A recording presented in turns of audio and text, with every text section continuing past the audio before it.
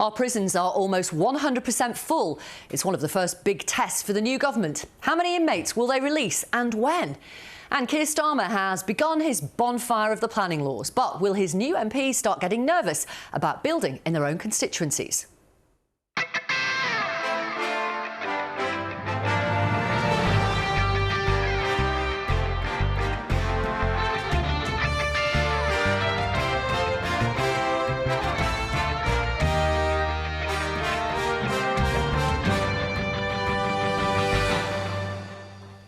Good evening and welcome to Newsnight this Monday night, where we bring you interviews and insight. Let me introduce your political panel for this evening. Former Tory MP and Levelling Up Minister Deanna Davison and former Labour MP Luciana Berger, who is working on the party's mental health strategy. Welcome to both of you. Thank you for being with us and talking to our audience. Now, the new government's been busy. House building targets have been reintroduced, and it would appear that prison reform is going to be one of the priorities of this new government, because prisons in England and Wales are reported to be 99.7% full, which is why the last Tory government introduced a scheme under which prisoners could be released up to 70 days early to relieve pressure on jails. We will speak to the former Conservative Justice Secretary Sir Robert Buckland in a moment, who lost his seat last Thursday, and to the Domestic Abuse Commissioner Nicole Jacobs. First, Nick is here as always. What's happening? Well, the government's been pretty clear tonight. A spokesperson for the Ministry of Justice is saying that the prison system is in crisis. And it looks like on the prison estate in England and Wales, there are now only sort of 700 spare places. So you are getting very, very close to capacity. So before we look at what the government's going to do, why don't we just look at some figures just to give us an idea of how close that is. So what we have is some figures drawn up by the Institute for Government, drawing on some Ministry of Justice figures. And we'll look at two lines. And if you look at the top line, which is the pink line, that's known as the usable operational capacity, and the line under it is population. So in other words, you look at that and there's just a little bit more space than the population. Look what happens in 2024. They get very, very close. And then look what's happened. Some projections from the Ministry of Justice from the end of last year going ahead to 2028 says that if we tick along like this, the population is going to overtake the capacity. Those capacity figures are charted by the Institute for Government there. So what is the government going to do? Well, no decisions have been formally made, but it looks like by the end of the week, Shabana Mahmood, who is the new Justice Secretary, will announce plans for releasing prisoners early. And it looks like what she's going to do is she's going to be looking at what are known as standard determinate sentences. These are for people convicted of non-violent, non-sexual, non-terrorist offences.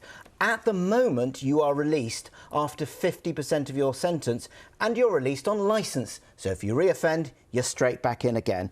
That 50% could be reduced to around 45% of your sentence, maybe 43, or maybe as low as 40%.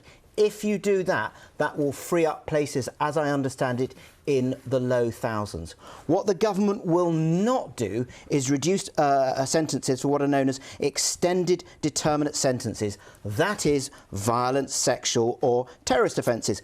Currently, you're only allowed out after serving 2/3 of your sentence. And it's interesting, in a statement, that government statement, they are talking about we will get a grip of this situation so we can lock up the most dangerous offenders, protect the public and make our prisons safer for hard-working staff. In other words, they're not releasing everyone. Now, what does this mean if you do these changes? Well, you give yourself a bigger cushion on spaces, you give yourself more time to build more prisons, and it allows you, what the government is saying, is more time to tackle the absolutely key long-term challenge, which is to bring down reoffending rates. And that's why James Timpson has been appointed as Prisons Minister, because that is something he's really, really big on. Now, Alex Chalk, who was the Conservative Justice Secretary, lost his seat in the general election. He was looking at exactly the scheme that Shabana Mahmood is going to be, we think, announcing on Friday. But that became a victim of the general election. That was not seen as possible in Downing Street. But he did, Alex Chalk, introduce some things. He had a sentencing bill in the King's Speech last year. Some of that was kept in the wash-up. There was a thing called the Home Detentions Curfew.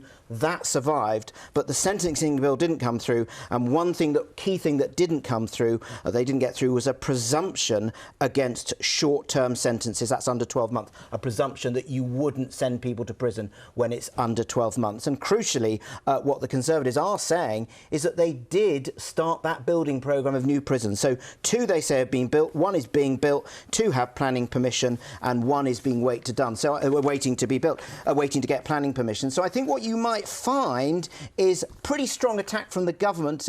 Government source saying the last government left our prisons in crisis. They always chose to delay disaster by 1 more day and pursued a scorched earth policy on prisons, leaving this government to clear up their mess. You may well find that the Conservatives may say, well, actually, we were building more prisons and we did have some pretty core ideas on this area. OK, well, let's bring in Deanna Davison and Luciana Berger. Deanna, first of all, you and your family have been the victims of crime. I wonder if you could tell our audience what happened and how you react to the fact that it was the last Tory government that started this, that prisoners are being released early because the prisons are full. The story back in 2007, my dad went to the pub, got into an altercation. He was hit once and was dead before he hit the ground, which is the sort of thing that you kind of see in movies or you see in sort of soap operas but never expect to really happen to your family. And so my entire drive really for getting into politics was to try and do some hardcore campaigning in this space, to try and make sure other young people didn't have to lose parents in the same sort of way. How old were you when your dad died? I was 13, and the scariest thing, my dad was only 35. And now that I'm past 30, it kind of makes it even more stark just how young he was. So for me, meeting so many families who went through these similar assaults, lost loved ones, and didn't feel a true sense of justice for what had happened has really driven me to get more involved in that sort of sense of fairness in sentencing in particular, not just for these crimes, but for all crimes. And I do think at the moment there has been a lack of confidence from so many people in the public about sentencing in this country, about whether justice really is done. And so early release, clearly, if you're the victim of crime and it's someone who's done something to your family, of course, we know that this doesn't include violent assault, so in our cases it wouldn't have applied. But if you've been robbed or something along those lines and the perpetrator not only is getting out after, 50%, but getting out after potentially 40%, I think that just adds to this sense of injustice for the victims of crime, and that really does worry me. Luciana, if Labour expand this scheme and reduce the sentence at which prisoners can be released, I wonder if you would expect the Conservatives to be attacking the government for that? Well, let's make no mistake that the responsibility for this, in my mind, lies squarely at the last government's doors. We saw on that graph, this is something that any government could and should have planned for. And yes, 1 or 2 prisons have been built, but this is not a surprise. And certainly, you talked about the scorched earth policy of governing, and that's certainly symptomatic of the government that's been left behind. This is a very serious issue, and the implications for what comes down the line are very, very serious. No good decisions or easy decisions, I think, can be made in the wake of the situation that the new government finds itself in. It's only just started. It's Monday of a first Labour government. We're talking, the implications of being, police not being able to arrest and courts not being able to conduct trials. It's very, very serious. And of course, any incoming government minister will have to contend and consider all the different things that are available to it. As you said, this is the policy that's already been done of early release had to be instigated because the prisons weren't built. I think it's really important that Labour's already identified the fact that prisons should be determined as nationally significant infrastructure so that ministers can make those decisions and can be taking them out of the hands of local areas, because things like this are nationally significant infrastructure in prisons at this time. We have a very significant problem that we're discussing, but it's not going to be an easy decision for any of the justice team under the leadership of Shabana Mahmood to be making over the course of the next few days.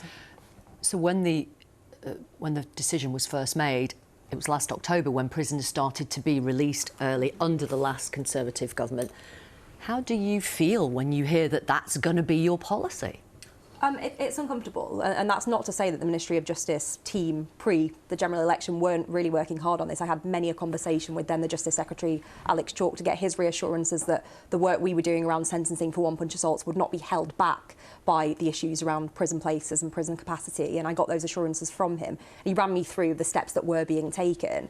But my biggest concern, as I say, is around confidence of the public when it comes to criminal justice, confidence of the public when it comes to sentencing. But essentially what we're saying, and sorry to interrupt, but what we're saying is if you were convicted of burglary, if you were convicted of stalking or other domestic abuse offences, you get out after 50% of your sentence under the Tories, or possibly 45%, 43% or 40% under Labour government, because the prisons are nearly full. I mean, that's disgusting, isn't it? Well, again, I think for any incoming government, they're going to be really faced with some very tough and difficult decisions. It's the legacy of what's been left behind and the inheritance, which arguably is one of the worst inheritances of any government.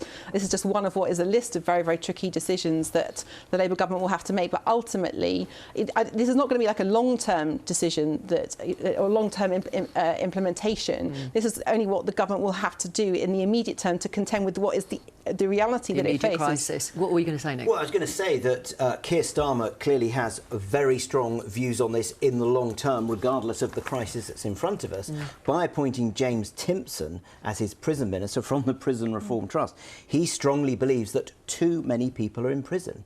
He basically says of the prison population, I think he says a third absolutely should be in prison, a third need really serious support, and a third shouldn't be in prison. And that's very much his strategy. And from Timpson's company, the locksmiths, they employ a lot of ex-offenders, and he says he has shown by their employment practices how you can give people, prisoners, ex-prisoners, a pathway that prevents them from reoffending. Yeah. Key fact: don't employ men under the age of 25, but women from the age of 19 are absolutely fine, is what he says, in terms of reoffending. OK. Back with you in a moment. Last week, 3 days before he became Prime Minister, was it 2 days, Sir Keir Starmer had this to say about prisons. Would you let prisoners out early because the jails are full? This is going to be a problem we'll inherit if we are privileged to come in to serve. And I'm not going to sit here and pretend to you that I can build a prison on the first day of a Labour government. So that means letting people out early? In all likelihood, we will have to continue with that because it simply wouldn't be realistic. That was last week. We are going to talk to a Labour minister tomorrow night on Newsnight. Right now, let's talk to one of the 11 former Conservative Justice Secretaries we've had in the past 14 years. He's Sir Robert Buckland, who was voted out by his constituents last week. Welcome to you. Thank you for being with us. Yeah. I know you've been clearing out your office today. And we've also got the Domestic Abuse Commissioner, Nicole Jacobs, with us as well. Thank you for being here. Sir Robert, can I just show you and our audience, first of all, the gap between what consecutive Justice Secretaries have promised in terms of delivering prison places over the last 10 years and what you've actually delivered, and hopefully we'll show it to our audience right now. So what you promised is the yellow line and what you delivered is the pink line. It's a massive gap. It's no more complicated than that. So I'm going to put to you, do you accept that the prison's overcrowding crisis is at Conservative government's doors? Yes, and one of the reasons is the remand population has increased by 20% since the COVID crisis. That means people awaiting trial or sentence, and that's been a particularly difficult problem to overcome. But it's now, also because you didn't deliver the places you promised to deliver. Rishi Sunak and I got the money in to create the biggest prison building programme since the Victorians, and I took a very close interest in making sure that the planning process was as quick as possible, that Treasury rules to allow spending were fair to the Ministry of Justice. And you still didn't manage well, look, I had 2 years to get on with this. I project managed it as well as I could. I wanted to see progress after that. I know that the way in which prisons are being built now through modern methods of construction is an excellent way to do it.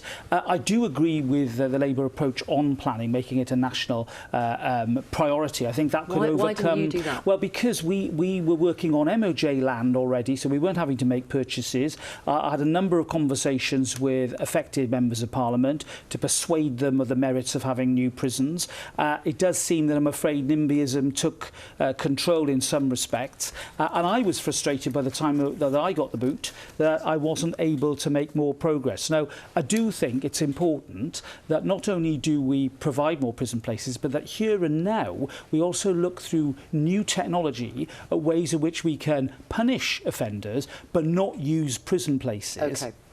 Nicole Jacobs, as the Domestic Abuse Commissioner, how alarmed are you by the early release of prisoners? And it looks like it's going to continue.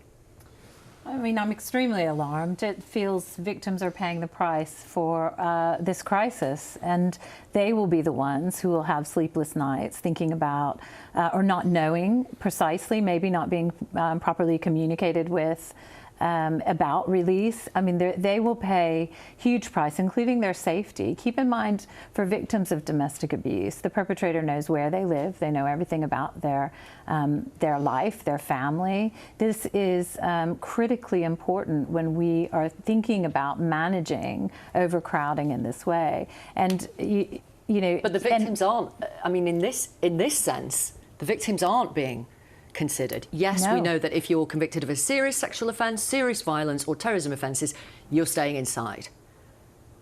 Standard determinate sentences, you're out. And, you know, I really take issue with that word serious, because domestic abusers and what they get convicted for can vary greatly. Also, it's just so important to keep in mind how few domestic abusers are convicted. So those, you know, we've got 5%, which is, you know, perhaps a whole nother program worth of interviews about why that is. But we have very few victims who actually, you know, obtain any kind of justice in the criminal justice system. And so these options, every single one of them, early release, delaying trials, picking and choosing which offenders might be released early, it all boils down to victims paying the price, victims often not understanding what is happening and being put in the firing line because of these failures. Are there any other practical solutions? Well, look, I think that rather than constantly reacting to events, I think government needs to have the courage to use, as I said earlier, new technology to, with curfews and home detention, actually incarcerate people in a way that allows them to perhaps even work. Right. So you're saying send fewer people to jail in the first place? I think for relatively more minor offences, absolutely yes. But did you ever say that when you were Justice Secretary? Yes, you I had did. a chance to do something. Yes, I did. Did you? And if you read my white paper, Okay. The Smarter Approach to Sentencing, you will see in that an absolute commitment to the use of that technology. I wanted to go further. But you were ignored in the end because Well, people in your party would say there aren't votes in that. What happens, you would be accused of being soft on crime. Yeah, what happens is that there's this fear that somehow you're soft on crime. I was the Justice Secretary that introduced the 2/3 minimum for over 4-year sentences. I was the person who restored that position because the previous Labour government had reduced it to 50% for everybody unless you were a dangerous offender. I changed that rightly because I believe that prison is a place where we should incarcerate the dangerous sexual and violent offenders for public protection. What I don't believe in is the indiscriminate use of very expensive prison places as a revolving door to deal with people who need intensive support in order to get away from a life of crime. They're costing us millions every year. Now, if James Timpson, I know him well, and I know he's committed to this, if he can crack that, then he'll have my full-throated support. And I think most people in this country would agree with that intelligent, smart approach to sentencing, which is something I spoke about in my maiden speech 14 years ago. Can I just pull the thread of that a little bit? I don't disagree with you at all, and I know we've worked together in the past. But for domestic abuse, it's so important to understand the difference when we, that thread of having to consider that as a particular crime where you have a known perpetrator with a very fixated view of their victim, often ongoing, repeated. So home detention, you know, there's a lot It's not of going to work. policies That's what you're saying. that may work for some, but not for all. It's not going to work for domestic probation, abusers. you know, our Inspectorate of Probation you know, pointed out for us that 1/3 of people who are monitored or, you know, on license through probation are domestic abusers. They may not be in prison for a domestic abuse related offence, but they're known domestic abusers. And this is where some of this all unravels, is we have to understand the population we're dealing with, the risks they pose, whether they're in a category of quote unquote high risk. They may be convicted for something altogether different. And this is where we need so much more support for victims, so much more work within probation to link with, you know, their victim liaison officers, having that to really mitigate these risks. As we try to deal with these crises, we have to mitigate these risks for victims properly. Sir Robert, can I ask you about the Tory leadership contest? You're not an MP anymore. Yes. You are still a member, so Yes. you will presumably get some kind of vote. I will. Who don't you want to see leading your party? Well, I think anybody who wants to invite Nigel Farage into the Conservative Party would not be a suitable person to be leader of the Conservative Party. So pause right there, because you're obviously talking about Suella Braverman. She quote tweeted the new Home Secretary today. Let's just show our audience this. I'm going to read it off my phone because I took a picture of it. Bear with me because I can't read it off there. Here it is. So Yvette Cooper's talked today about the first steps of establishing what she calls a new UK Border Security Command to go after the criminal gangs who are bringing people across the channel. Suella Braverman said, more blah, blah, blah. I warned, but prepared to see the UK become an even bigger magnet for illegal arrivals, and numbers soar as our borders disintegrate. We need to leave the ECHR, scrap the HRA, and quickly remove people when they arrive illegally. Nothing else matters. So she wouldn't get your vote? No. We're a party that looks outwardly, and we're an internationalist party, always have been. We take our responsibilities seriously. That is a massive red herring. It doesn't solve the problem about the mass migration of people from war-torn or climate change-affected parts of the world. The only way you deal with it is through international cooperation. You probably look at a system of quotas where we take our fair share. I'm all for limiting legal migration. You sound like a Labour politician, Sir Robert, if you don't mind me saying. I'm certainly not a Labour politician. I'm a Tory. And anybody who suggests that I'm some sort of social democrat, it does not understand the Conservative Party and the fact that we seek to address the hard questions and give honest answers. And more importantly than any personality contest that we might have is what the values of the Conservative Party are. I know what my values are. They're compassionate, conservative values that have underpinned the success of the Conservative Party through the generations. If we throw that away, we end any prospect of a Conservative government. That is something I cannot contemplate, and I know that thousands of other members and millions of voters as well would agree with me. And finally and briefly, what was it like for you to lose your seat? Well, it was tough. I don't think being sacked on live television is the most happy way to end a political career, or temporarily end a political career. But worse things happen at sea. And I'm still here. I'm still fighting. I'm still campaigning for the causes I believe in, like domestic abuse, autism, and all the issues that I want to carry on talking about. And I will do that, even though now I'm back as a member of the public. Is it worse being sacked by voters, or was it worse being sacked by Boris Johnson? It was worse being sacked by Boris Johnson. I was sacked for doing a good job. And I find that very, very difficult. If you'd given me another 2 years in justice, perhaps we wouldn't have the problems that we have now. Well, we'll never know. No. Thank you very much. Thanks for being with us, Sir Robert Buckland. Thank you. Nicole Jacobs, thank you very much. Nick, so what have you been hearing about the Conservative leadership contest? Well, Vic, today we had a Conservative shadow cabinet reshuffle. We haven't had one of those for some time. Now, this had to happen because so many members of the former cabinet lost their seats at the general election. But two people have decided to leave.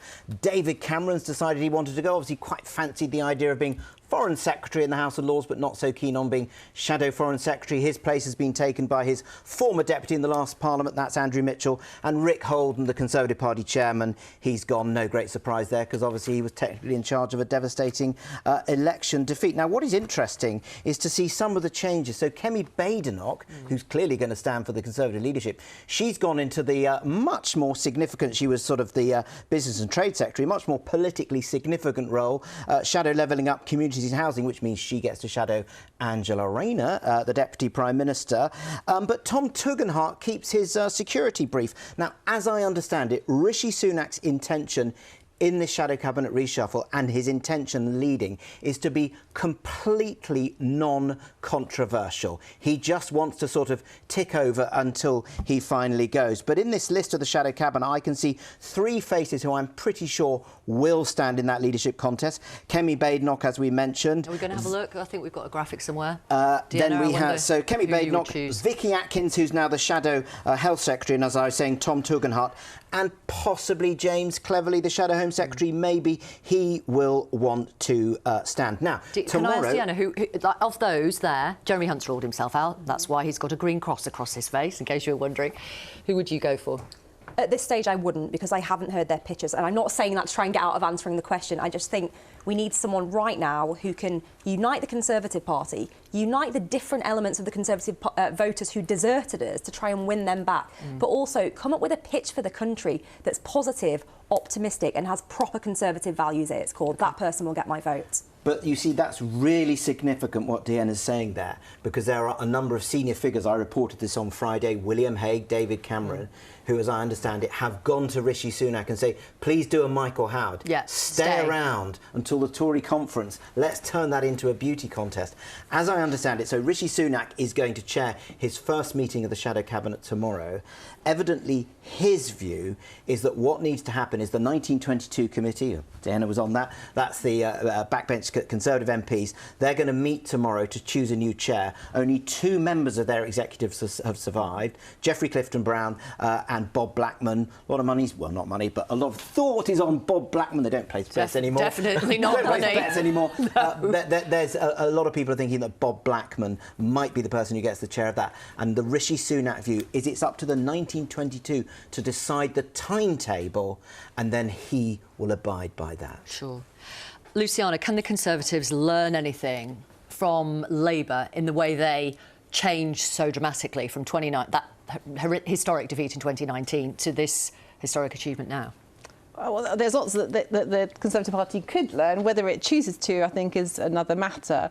I mean, certainly the Labour Party today is unrecognisable from the Labour Party, who suffered one of its greatest defeats in history back in 2019. And defeat can be a fantastic teacher. It's whether the Conservatives decide to kind of really take on that battle for the greatest traditions of conservatism, or essentially continue to put party before country and fight amongst themselves. But largely, in my mind, it's pretty irrelevant. Right, well, the new government's big policy push today was on planning. Here's the Chancellor, Rachel Reeves. Over the weekend, I met with the Prime Minister and the Deputy Prime Minister to agree the urgent action needed to fix our planning system. Today, alongside the Deputy Prime Minister, I am taking immediate action to deliver this Labour government's mission to kickstart economic growth and to take the urgent steps necessary to build the infrastructure that we need, including 1.5 million homes in the next 5 years. And I just want to show you this tweet, Deanna. This is Nigel Huddleston. You'll know him well. He tweeted this. Today, Rachel Reeves announced Labour's changes to planning and housing and name-checked a proposed site at Worcestershire Parkway within my Droitwich and Evesham constituency.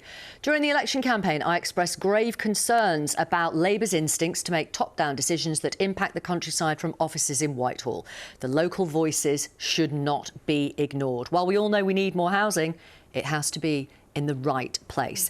And I wonder if it's because of objections like that the Conservatives never got to grips with planning and in the end dropped their housing targets. I think there's an element of NIMBYism within the Conservative Party, within every party, but over the last few years within the Conservative Party, that regrettably has put a dampener on some of the big planning reforms the party wanted to make.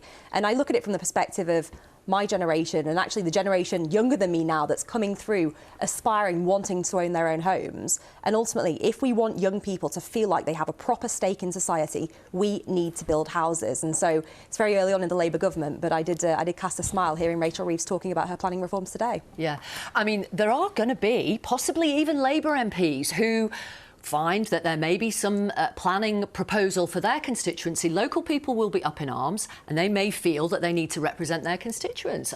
Is the Chancellor just going to bulldoze through? Well, I think there's a few things to say. I spent a lot of time campaigning during this election across the country and heard firsthand, I think the greatest concern, or one of the biggest concerns that came up on the doorstep, was issues around housing. Either people for themselves or their children or grandchildren who felt that they couldn't have homes, that there weren't the homes being built, that they were getting further and further out of reach. And then you say, oh, do you know what, we're going to build a housing estate there. And they say, oh, that's not the right place for those houses. What something to consider in terms of what we've also heard today from the Chancellor is the golden rules that will accompany the planning regime. And they are significant. It is about brownfield first. It is about grey belt second, so prioritising that grey belt land on green belt areas. It is about ensuring that we've got the public services to complement any new house building, which certainly hasn't been the case in some places of the country up until now. There's a number of other things as well that have made this plan also more attractive to the country. Keir Starmer has to grow the economy. There's no money for a classic Keynesian fiscal stimulus, so he's got to do these supply-side reforms. He's got majority 174. Yes, there are Labour MPs in what you might describe as sort of conservative shire seats. South Norfolk, Cornwall. He's got to grow the economy, and he's just going to do this. Yeah, and as somebody said today, it's not like this was a secret. They talked about planning reform all the way through. He said he's a YIMBY. He's a YIMBY. He did say that. He did. A YIMBY group within the Labour Party. Yes. Right, let's have a look at what the front pages are splashing on tomorrow.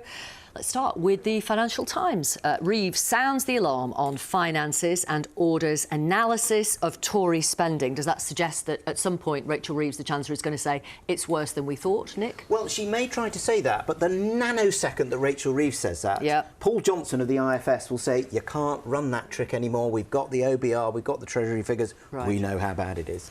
The Eye, Reeves ready for war over the UK's green belt as she vows to take on the NIMBYs, as we were just discussing. The Daily Mail, atrocity that shows why Britain and NATO must spend more on defence. And this is talking about the series of devastating missile strikes across Ukraine, in particular one hitting a children's hospital in Kyiv. The front page of the Times, pressure on Starmer to raise defence spending. Again, a photograph of the children's hospital in the capital of Ukraine, hit by that Russian missile today. More than 150 people injured, and the death toll is rising. And The Guardian, Labour to fix front door of the NHS by diverting billions to local surgeries. And The Telegraph, Rowling attacks the PM over the new Women's Minister. That is it from us tonight. Thank you very much, Deanna. And Luciana, thank you for being with us. I don't know if we'll see you, Deanna, before you go off for your new life in Brazil. I hope so. But if not, good luck. Good luck. Thank you. Good luck. Good luck. Thank you for being with us. So I'm going to, if you want to find out more about what happened in Ukraine, then I'm going to urge you to download Ukrainecast. It's the BBC's podcast. It's presented by Vitaly Shevchenko and myself.